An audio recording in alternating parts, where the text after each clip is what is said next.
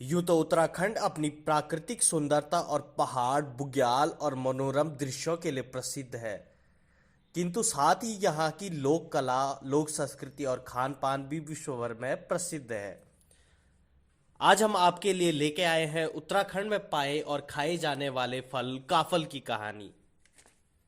गर्मियों में मिलने वाले फल काफल के बारे में आपने सुना तो होगा ही, और आप में से कुछ लोगों ने शायद खाया भी होगा। काफल के बारे में कई सारी कहानियां कही जाती है, लेकिन उनमें से जो सबसे प्रचलित कहानी है वो हम आपके लिए लेके आए हैं। कहते हैं उत्तराखंड के छोटे से गांव में एक गरीब महिला रहती थी। उसकी एक छोटी सी बेटी थी। आमदनी का जरिया कुछ था नहीं, लेकिन गर्मियों में जब काफल पक जाते तो महिला उसे बेचकर किसी तरह घर का खर्चा चला लेती। एक बार टोकरी भर के काफल जंगल से लाने के बाद अपनी छोटी सी मासूम बिटिया को देकर महिला ने कहा, मैं जरा जंगल जा रही हूँ, तो तब तक इन काफलों की पहरेदारी करना। जंगल से आकर मैं तुझे कुछ काफल खाने को दूंगी जरूर, लेकिन तब तक इन्हें मत खाना।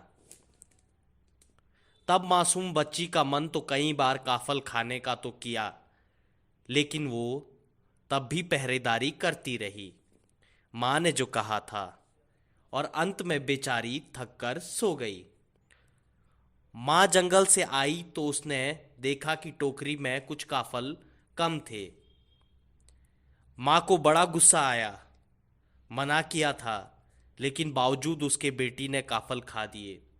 गुस्से में आकर उसने बेटी के सर पर घास से भरी टोकरी पलट दी।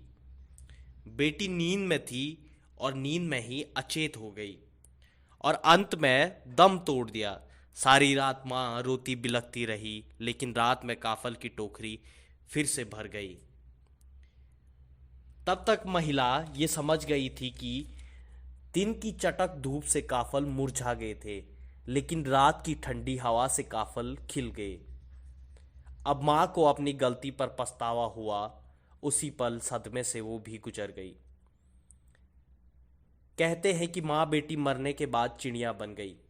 आज भी जब काफल पकते हैं तो एक चिड़िया कहती है, काफल पक्को मीनी चखो, अर्थात काफल पक गए हैं लेकिन मैंने नहीं चखे हैं। दूसरी चिड़िया गाते हुए कहती है, पुरपुतई पुरपुर, मतलब पूरे हैं बेटी पूरे हैं। तो ये है काफल की कहानी। तो आप भी इस कहानी को अपने दोस्तों और रिश्तेदारों तक पहुंचाइए।